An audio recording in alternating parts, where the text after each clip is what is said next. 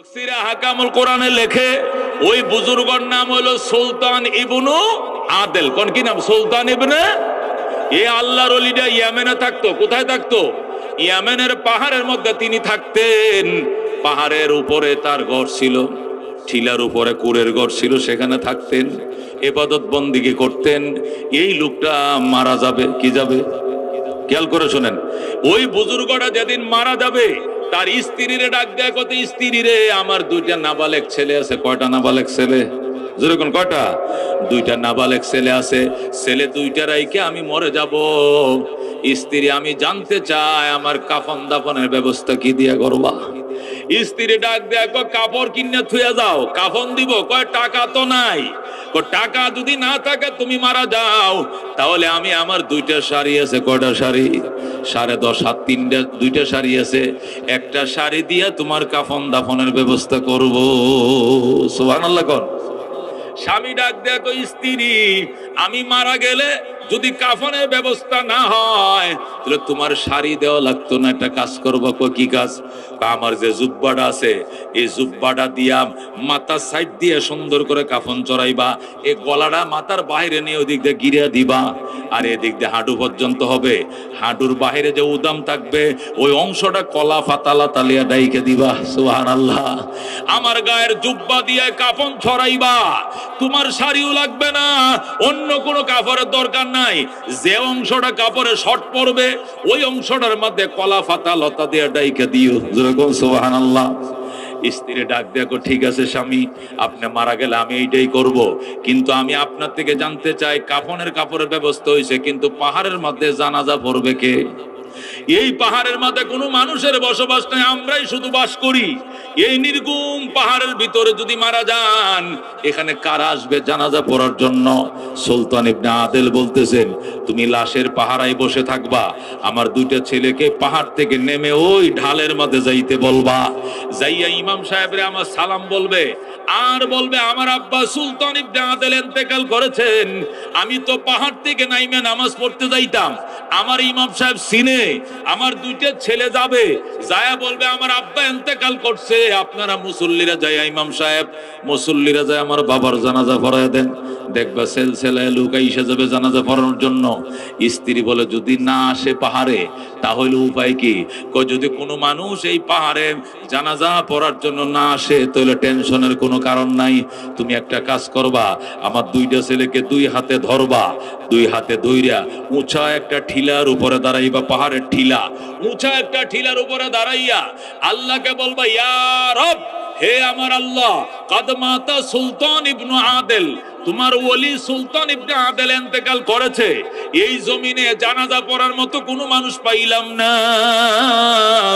আল্লাহ, আমার স্বামীর জীবনের 2 রাকাত নামাজ যদি তোমার শাহী দরবারে কবুল হয়ে থাকে তাহলে গায়বী ফেরেশতা দিয়া হলেও জানাজার আয়োজন করো। যেরকম সুবহানাল্লাহ। এই কথা কি তুমি বলতে পারবা? স্ত্রী কো, এটা আমি পারবো। ঠিক আছে, তাহলে আমি গেলাম বলতে বলতে কালমা পড়তে পড়তে স্বামী মারা যায়। ওই সময় রাত বাজে 12টা-1টা। গভীর রাত্রে স্বামী সুলতান ইবনে আদেল মারা যায়। স্ত্রী ছেলে দুইজনকে উঠাইছে, উঠায় তোর আব্বা ইন্তেকাল করছে, কান্দিস না, তোর আব্বা ইন্তেকাল করছে, তোরা 2 ভাই যা, আমি তোর বাবারে গোসল করাই, তোরা 2 ভাই ইমাম সাহেবের ডাইকে উঠা, বল যা রাত্রে জানাজা পড়াইতে হবে। তোর বাবে বলছে রাত্রে মারা গেলে রাত্রে দাফন কাফন করবা, দিনে মারা গেলে দিনেই দাফন কামর করবা, রাইতের অপেক্ষা করবা না। এই জন্য রাত্রে দাফন করতে হবে। হুজুরের কাছে যা, ছেলে দুইজন ছোট ছোট নাবালেক, 2 ভাই যায়, হুজুর আমার আব্বা ইন্তেকাল করছে সুলতান ইবনে আদেল, আপনারা মুসল্লিদেরকে নিয়ে গভীর রাত্রে পাহাড়ে যাইতে হবে। কয় কেন? জানাজা পড়াইতে হবে। ইমাম সাহেব কয়, এত রাত্রে পাহাড়ে কেউ যাইতো না, তোমরা লাশটা পাহারা দাও, সকাল বেলা ফজর হইরে মুসল্লি নিয়ে আমি পাহাড়ে আসতেছি। ছেলেরা কয় না, আমার আব্বার ওসিয়ত রাত্রে দাফন করতে হবে। রাত্রে দাফন করলে আমরা পারবো না, অন্ধকারে পাহাড়ে যাইতে পারবো না, সাপ বিচ্ছু আছে, বাঘ বল্লুক আছে। ছেলে দুইটা যাইয়া মার কাছে কয়, মা এত অনুরোধ করলাম, হুজুর তো রাত্রে বেলায় আসতো না, সকালে আসবে। মা কয় সকালে আসলে তো হবে না, রাত্রি দাফন করতে হবে, রাত্রি দাফন করতে হবে। হায়রে কবরটাকে খনন করবে, কবরটাকে খনন করবে, বাঁশকে খাটবে, মেয়েটা কাঁদতেছে। ঠিক আছে, তোর আব্বাই শিখায় গেছে, অসুবিধা নাই। দুই ছেলেকে দুই হাতে ধরছে, দইরা লাশের কিনারে দাঁড়ায় কয়, ইয়া রব, ওগো আমার আল্লাহ, তোমার বান্দা সুলতান ইবনে আদেল 1 ঘন্টা আগে ইন্তেকাল করছে। আমি তারে গোসল করাইছি, পরনের জামা দেয়া কাফন চড়াইছি, কিন্তু জানাজা পড়ার কোনো লোক নাই, বাঁশ কাটার মতো লোক নাই, কবর করার কোনো লোক নাই। ইয়া আল্লাহ, ইমাম সাহেবের কাছে সংবাদ পাঠাইছিলাম, ইমাম সাহেব আসে নাই। আল্লাহ, তোমার দরবারে যদি আমার স্বামীর জীবনের 2 রাকাত নামাজ কবুল হয়ে থাকে, তাহলে কুদরতি ব্যবস্থাপনায় জানাজার আয়োজন করো। যেরকম সুবহানাল্লাহ। এই কথাগুলো যখন এই মহিলা তার 2টা সন্তানকে হাতে নিয়ে আল্লাহর দরবারে বলছেন, কিতাবের মধ্যে লেখে সাথে সাথে আমার আল্লাহ একটা লোক পাঠাইছে জুনায়েদ বাগদাদির কাছে, বাগদাদে। যেরকম আল্লাহু আকবার। হযরতে জুনায়েদ বাগদাদি রহমাতুল্লাহ আলাইহি তার 12 জন মুরিদান, কয়জন? 12 জন মুরিদান নিয়ে কোথাও যাইতেছিলেন বাগদাদের রাস্তা দিয়া।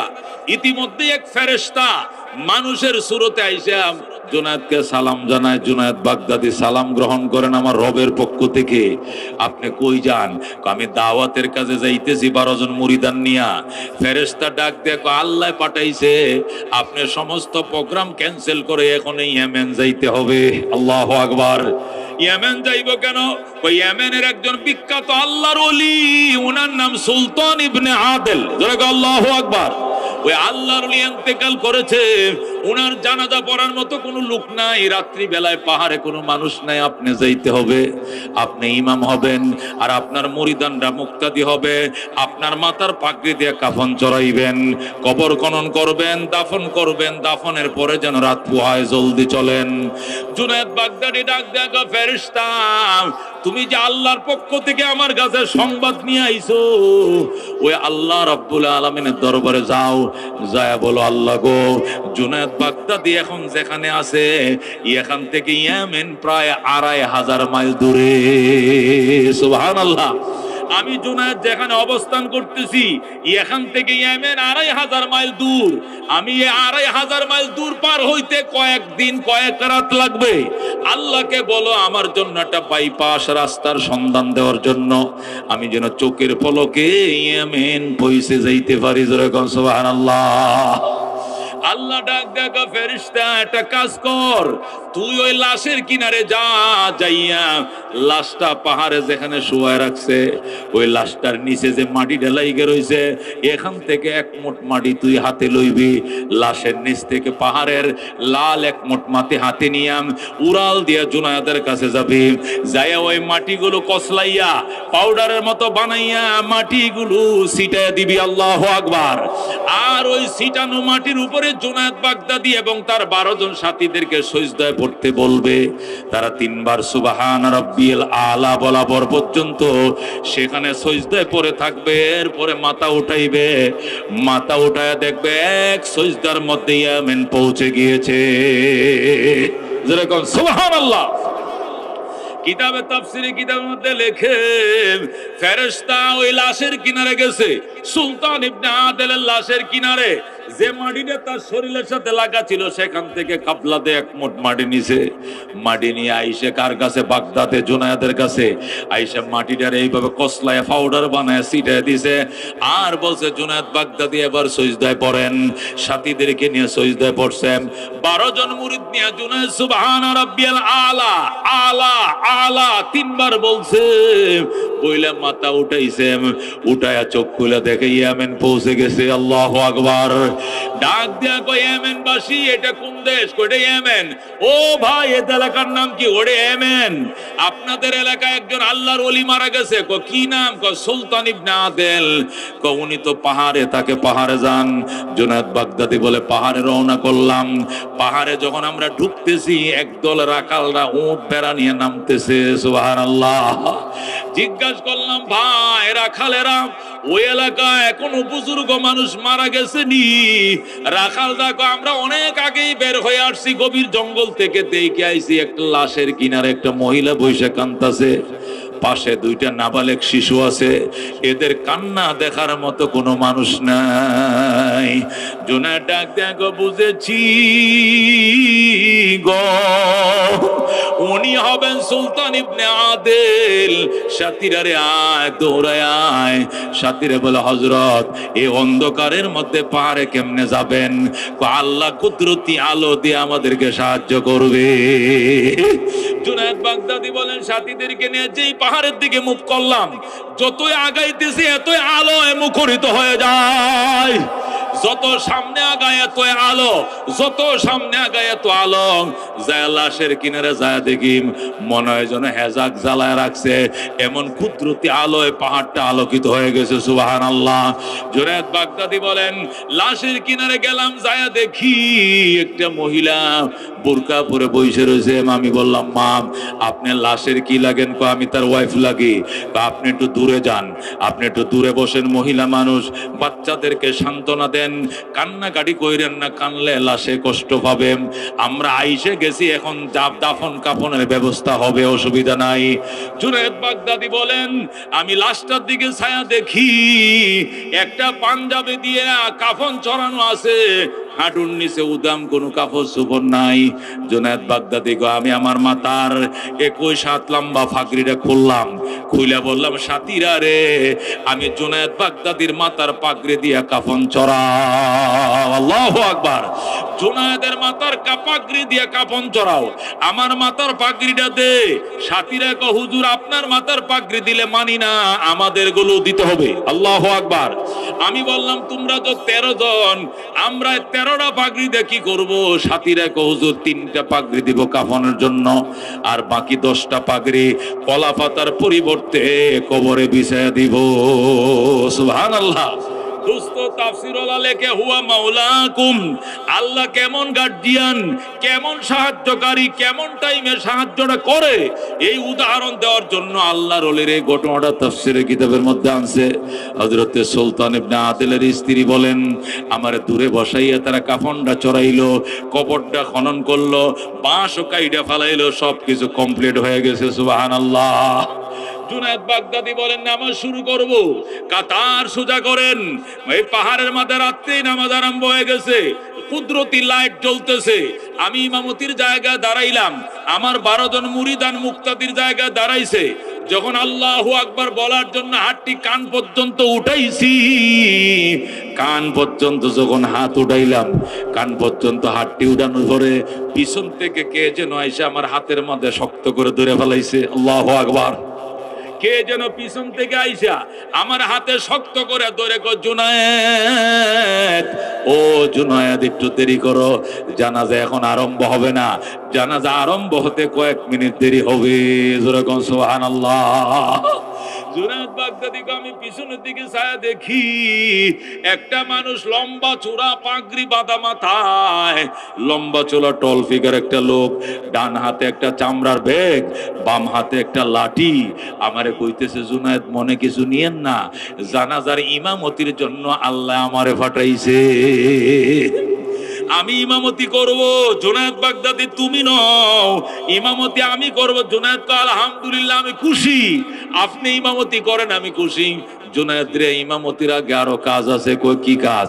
ওই যে আমি ব্যাগটা আনছি, দেখ, এই ব্যাগটার মধ্যে সেন্টে খুল, সেন্টে খুলে দেখ, এই লাশের মাপে মাপে 3টা কাপড় রেডি করা আছে।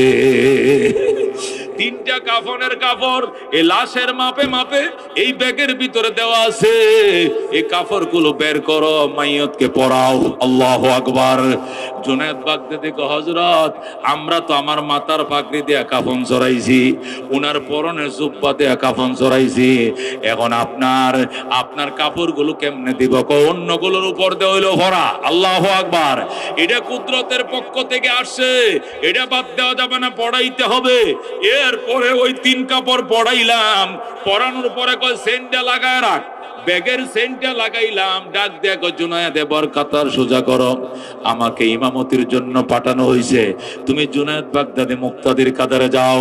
লোকটা ইমামতির জায়গায় গেলাম, জুনায়েদ সহ বাকি 13 জন তারা মুক্তাদির কাতারে গেম, জানাজা কমপ্লিট হয়ে গেছে। আল্লাহু আকবার, আল্লাহু আকবার, আল্লাহু আকবার, আসসালামু আলাইকুম ওয়া রাহমাতুল্লাহ, আসসালামু আলাইকুম ওয়া রাহমাতুল্লাহ। জানাজা শেষ।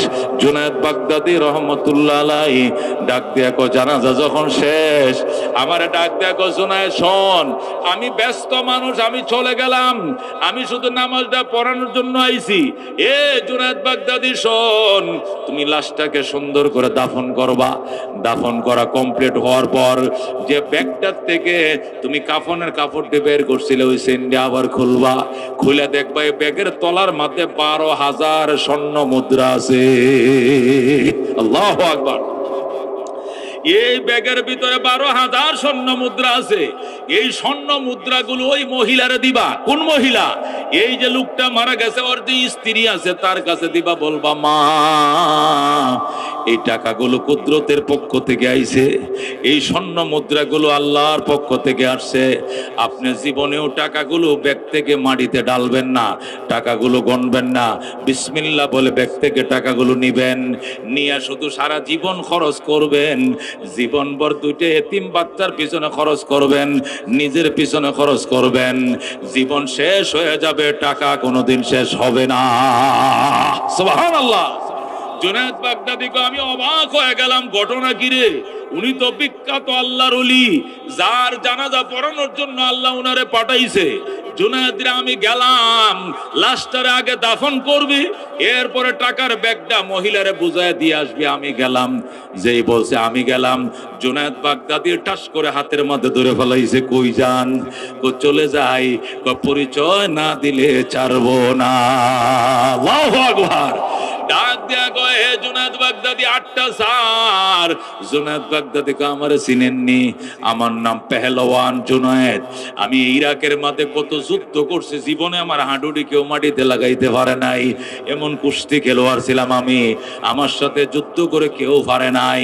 স্যাররে শক্তির দরবারে যাইম, তওবা করে জীবনের তোরে কুস্তি খেলা ছাড়ছি, এখন বেলায়েতের খাতায় নাম লেখাইছি।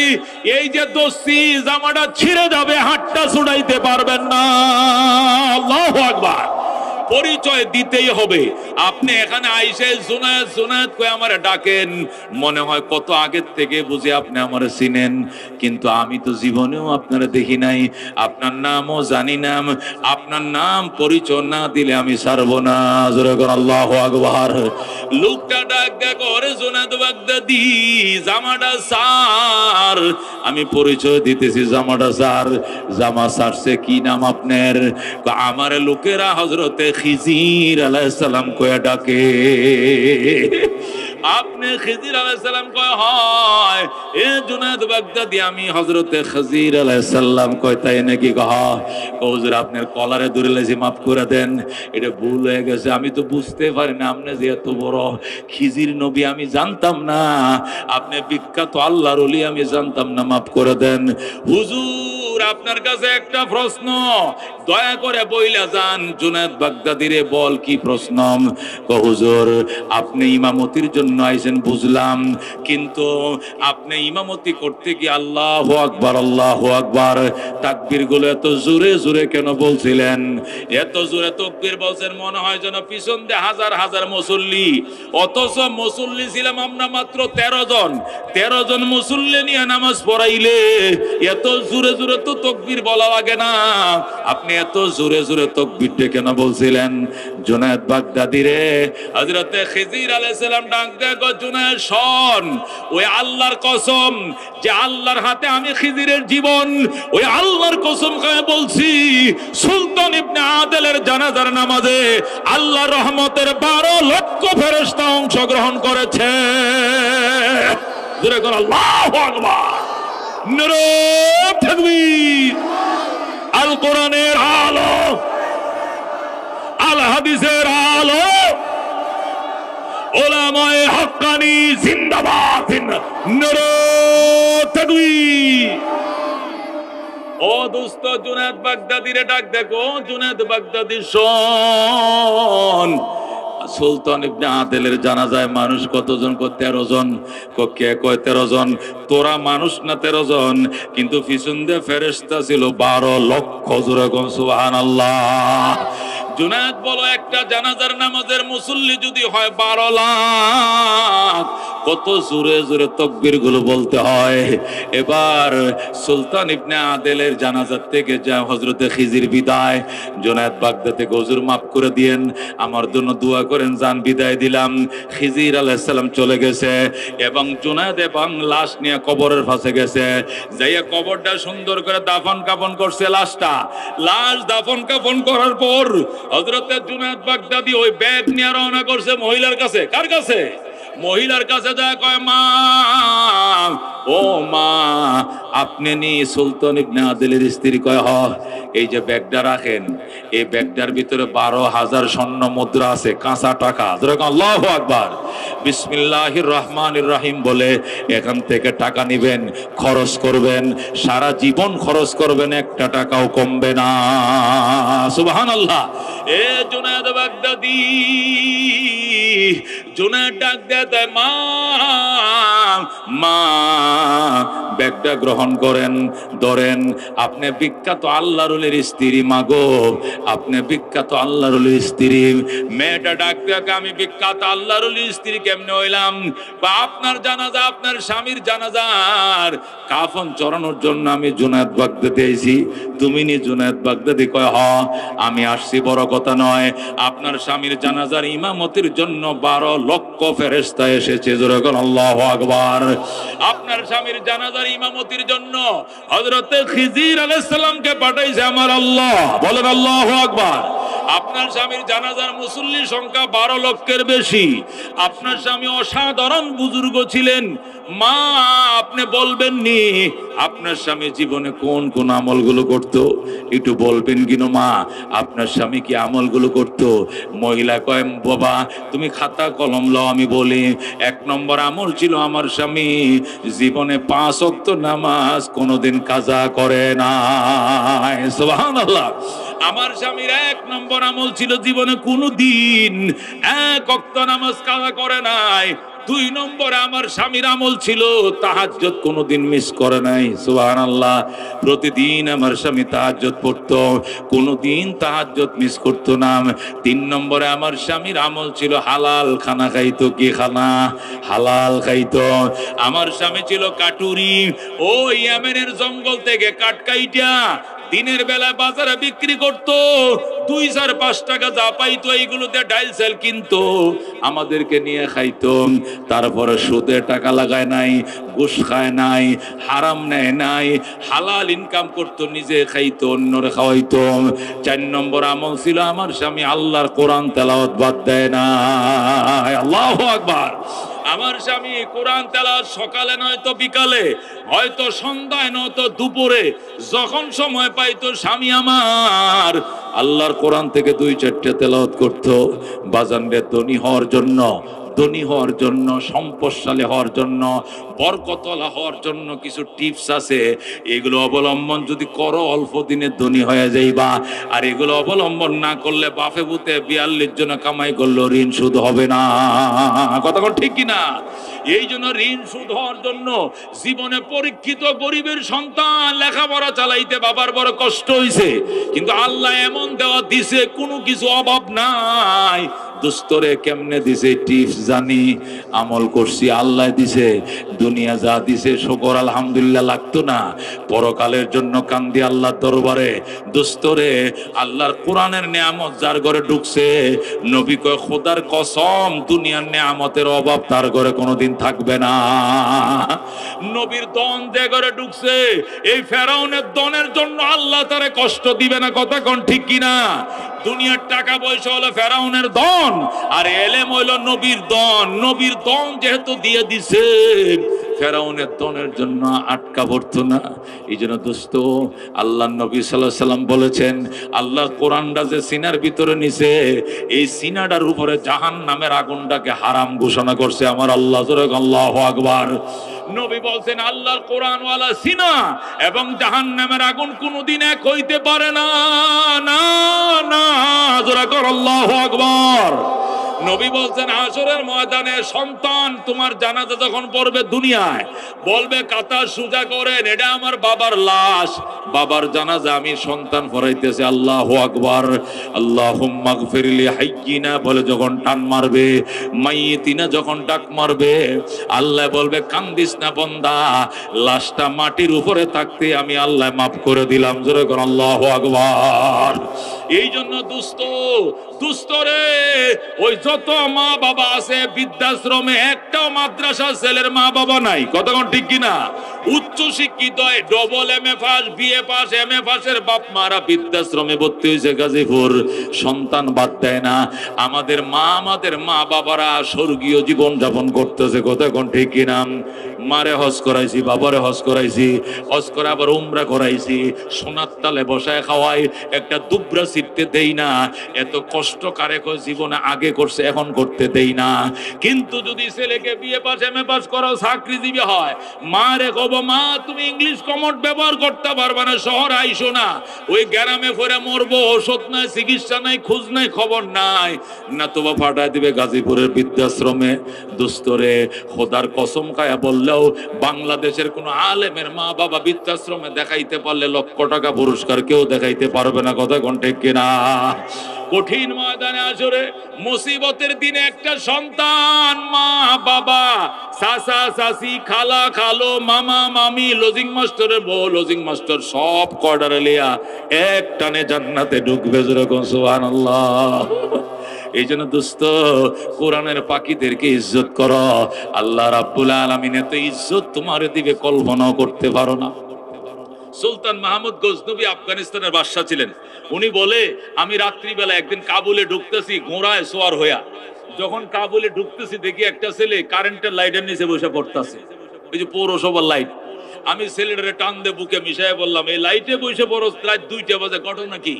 হুজুর, ওই পাশের গ্রামে আমি পড়ি, হারিকেন নাই, আমার হারিকেন নাই, এই জন্য সরকারি লাইটের নিচে বসে পড়ি, রাত 2টা 3টা পর্যন্ত পড়ি। সুলতান মাহমুদ কয়, চল তোরে রাজধানীতে নিয়ে যাব। রাজধানীতে নিয়ে কয়, হারিকেন কিনলে কয় টাকা? হুজুর 5 টাকা। কেরাসিন লাগে কয় টাকা? কয় 5 টাকা। বোর্ডিং খরচ কয় টাকা? 5 টাকা। টাকাটি দিছে, দিয়া কয় যা, ফুরাইলে আবার আসবে, ফুরাইলে আবার আসবে, যতদিন তুই হাফেজ হবে না এতদিন তোর খরচ বহন করার দায়িত্ব আমি নিলাম। জোরে কোন সুবহানাল্লাহ। ছেলেটা খুশি হইয়াম সুলতান ইবনে ওই বাদশা সুলতান মাহমুদ গজনবীর কপাল চুমা দিয়ে দিছে। সুলতান মাহমুদ গজনবী ডাক দেয়া, গো বাবা, আমি তোরা হারিকেন কিনার টাকা দিলাম, সুইটার কিনার টাকা দিলাম, বোর্ডিং এর খরচ দিলাম, সারা জীবন দিব, যখন লাগে তখন দিব, অসুবিধা নাই, তুই আমার জন্য একটু দোয়া করবি নি? ছেলেটা কয়, আঙ্কেল কি দোয়া? কয়, 1 নম্বর দোয়া, আমি নবীকে 12 বছর পর্যন্ত স্বপ্ন দেখার জন্য কান্দি, কিন্তু আইজও পর্যন্ত নবীরে দেখতে পারলাম না। আল্লাহু আকবার। 2 নম্বর, দুনিয়াতে ভালো মানুষ পাইলাম না, যদি ভালো মানুষ পাইতাম তার জুতাটি সোজা করতাম, ভালো মানুষের সন্ধান যদি পাইতাম, তুই আল্লাহর দরবারে দোয়া করবে, আল্লাহ যেন আমার মনের 2টা আশাই পূরণ করে। ছেলেটা কয়, ঠিক আছে আঙ্কেল, আপনি ঘুমায় যান, আমি দোয়ার জন্য যাইতেছি। ছেলেটাকে উজির গোড়া দিয়া মাদ্রাসায় পৌঁছায় দিছে। ছেলেটা মাদ্রাসায় যায়, ওযু বানাইয়া 2 রাকাত নামাজ পড়ে কাঁদতেছে, আল্লাহ গো, সুলতান মাহমুদের মনের আশা তুমি পূরণ করে দাও।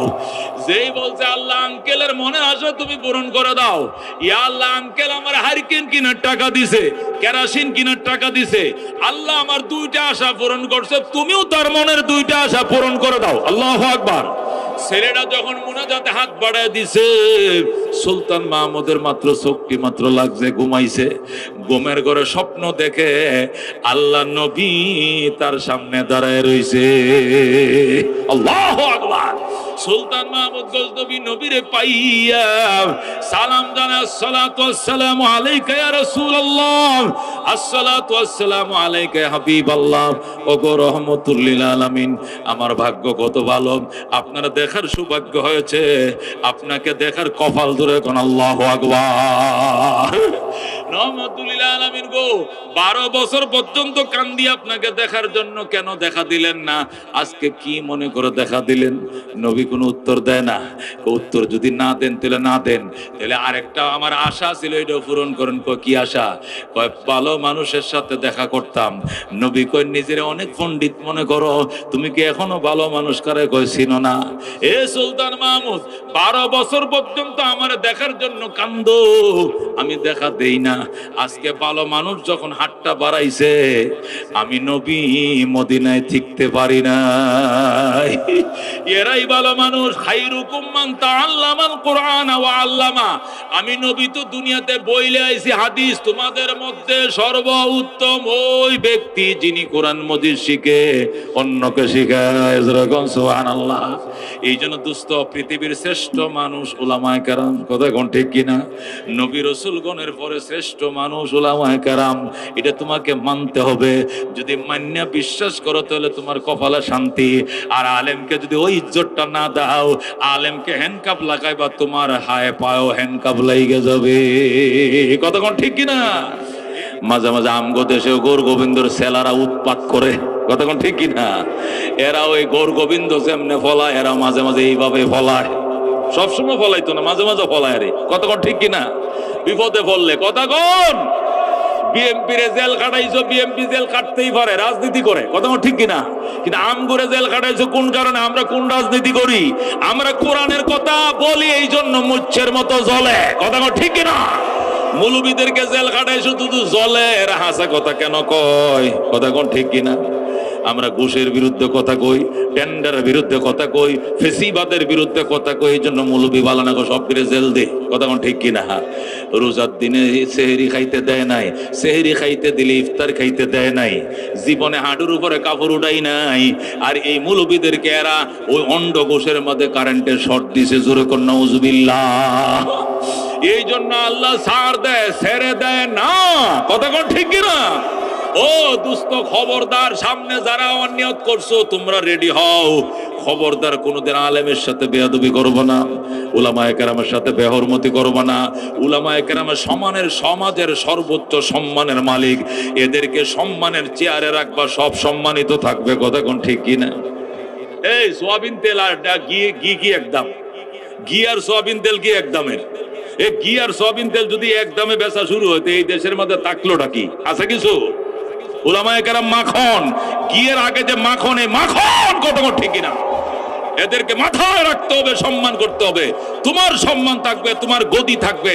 আর উলামাকে অসম্মান করবা, মাখন অসম্মান করবা, তুমি ডালনার থেকে তোমার দাম কমে যাবে। কথা ঠিক কিনা? দোস্ত, আল্লাহ বলছেন কয়টা কাজ করবা? 3টা। 1 নম্বরে নামাজ কায়েম করবা, 2 নম্বরে যাকাত আদায় করবা, 3 নম্বরে আমি আল্লাহরে সদায় রাখবা। এখানে আল্লাহ রাখবা, এখানে আওয়ামী লীগ না, এখানে বিএনপি না, এখানে জাতীয় পার্টি নয়, এখানে কে? আল্লাহ। 3টা কাজ যদি করতে পারো, আমি আল্লাহ তোমার অভিভাবক হয়ে গেলাম। জোরে বলো আল্লাহু আকবার। যে যত শয়তানি করুক তোমার সাথে পারবে না, পারবে না, পারবে না। জোরে বলো আল্লাহু আকবার।